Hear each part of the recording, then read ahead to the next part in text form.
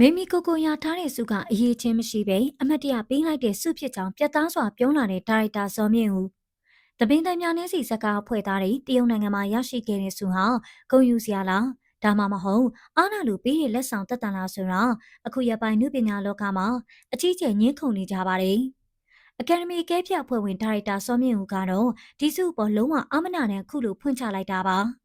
အကယ်ဒမီပေးပွဲဘုတ်ဖွဲ့ဝင်တူဖြစ်တဲ့ဒါရိုက်တာစောမြင့်ဦးကတရုတ်နိုင်ငံမှာမိမိကိုတို့ရခဲ့တဲ့ဒီစုဟာပြိုင်ပွဲဝင်ပြီးအရေးချင်းစစ်ပြီးမှရတာမဟုတ်ပဲပါဝင်ပြသတဲ့စကား20စလုံးကိုမိဖြစ်ဆွေဖြစ်ပေးလိုက်တဲ့အမတ်တရစုသားဖြစ်တယ်လို့ဆိုပါတယ်။ဒါအပြင်ဒီလိုအားနာလို့ပေးတဲ့စုမျိုးကိုကိုင်ပြီးပြည်ရင်းကလူကြီးတွေကိုစွန်ကားသလိုမလုပ်ဖို့မချိဖို့နဲ့မာနမတက်ဖို့ကိုမိမိကိုပြက်ပြက်သားသားတတိပေးလိုက်တာဖြစ်ပါတယ်။တကယ်တော့ဒါဟာဆိုရှယ်မီဒီယာပေါ်က page အတူတွေရဲ့တွေးထိုးမှုကြောင့်ဖြစ်ရတာပါပရိသတ်တွေကအကယ်ဒမီလူကြီးတွေကိုဝေဖန်ကြရင်လူကြီးတွေကမိမိကိုပါဘဝင်မြင့်နေတယ်ဆိုပြီးအထင်လွဲသွားကြတာဖြစ်ပါတယ်။မိမိကိုခမမှာတော့ငါနိုင်ငံသားစုရပြီဆိုပြီးကြွားဝခြင်းစိတ်မရှိပင်ပရိသတ်ကိုဝမ်းသာစေခြင်းုံနဲ့ဓာတ်ပုံတွေချပြတာတက်ပါလို့ဝမ်းနည်းစွာရှင်းပြရှာပါတယ်။အခုလို page အတူတွေကြောင့်အထင်လွဲခံရပြီးလူကြီးရဲ့ဆုံးမတာကိုခံလိုက်ရတဲ့မိမိကိုရဲ့ဖြစ်ကတော့စိတ်မကောင်းစရာပါပဲ။ကဲပရိသတ်ကြီးတို့ရဲ့ဒီကိစ္စမှာဘသူကမှန်တယ်လို့ထင်လဲ